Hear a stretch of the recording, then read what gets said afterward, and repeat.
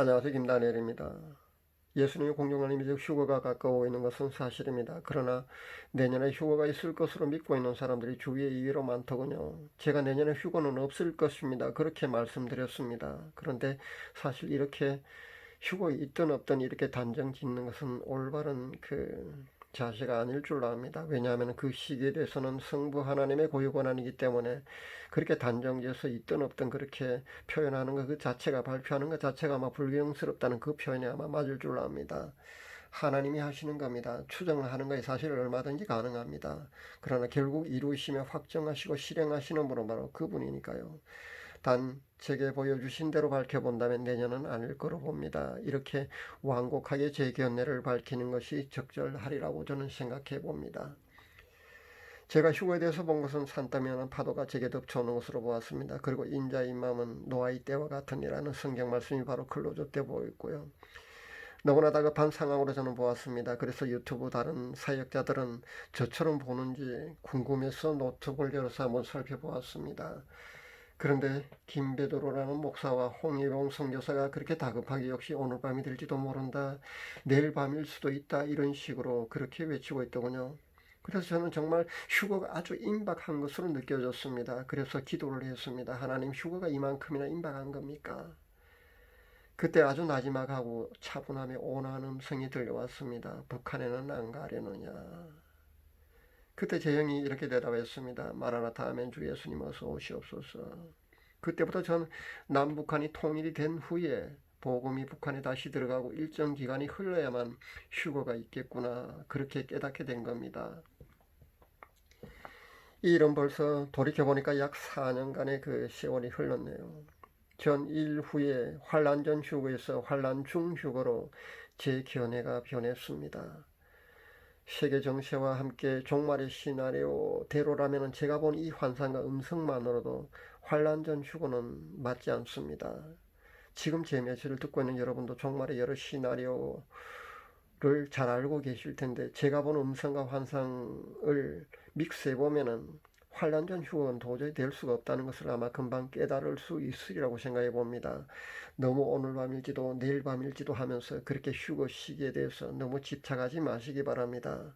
그래서 그렇게 여러분이 휴거 시기에 너무 집착하는 것은 바람직하지 않습니다.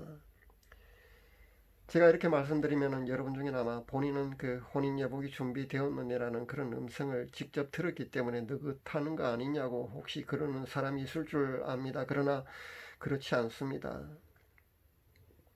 꼭 그런 건 아닙니다. 지금도 신부 단장하는 시기는 늦지 않았다고 저는 말씀드립니다. 지금부터라도 휴거 준비에 올인할 수 있기 바랍니다. 신부 단장에 지금부터라도 최선을 다할 수 있기를 바랍니다. 휴거 명단이 확정되었다는 그런 정보에는 속지 마시기 바랍니다. 지금이라 늦지 않으니까 자신과 자신의 가족의 휴거를 최선을 다해서 준비할 수 있기를 바랍니다.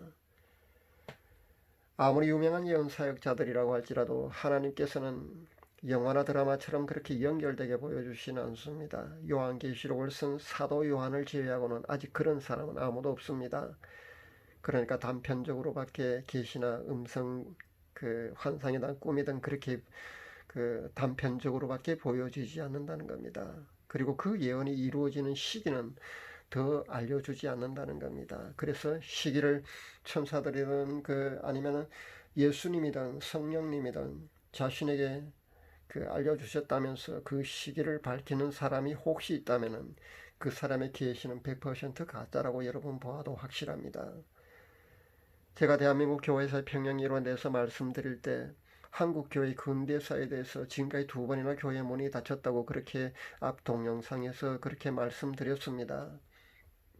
첫 번째 한국 교회 문이 닫힌 것은 일제시대, 그러니까 그 신사참배라는 배도로 인해서, 더 정확히 말씀드린다면 1938년 신사참배로, 그 신사참배 후에 7년이 흐르고 난 후에 1945년에 한국교회의 문이 닫혔습니다. 약 4개월간 그렇게 문이 닫혔습니다.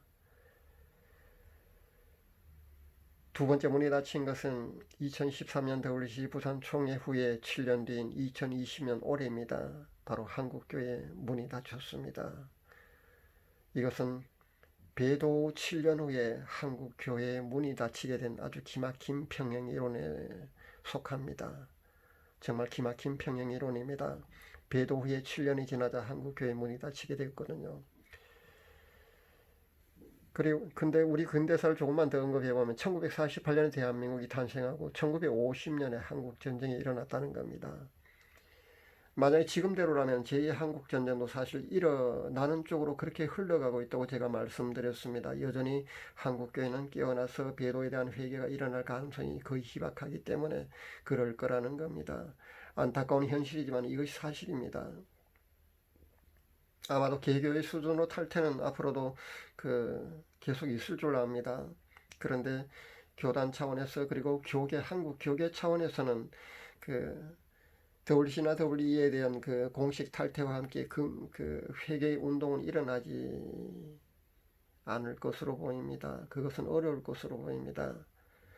만약에 그렇다면은 제2의 한국전쟁은 발발할 것이고 핵폭탄도 사용될 것으로 보입니다. 평행이론대로라면 2025년으로 그렇게 나옵니다만은 제가 보기에는 최소한 2025년 안에 아마 한국전쟁과 핵폭탄 그리고 남북한 통일이 되지 않을까 전 그렇게 추정을 해봅니다. 최종적으로 역사를 쓰시는 분은 하나님이십니다. 그러나 전 그렇게 추정해봅니다. 물론 이 추정은 말 그대로 제 추정일 뿐이니 그냥 가볍게 보시 바랍니다.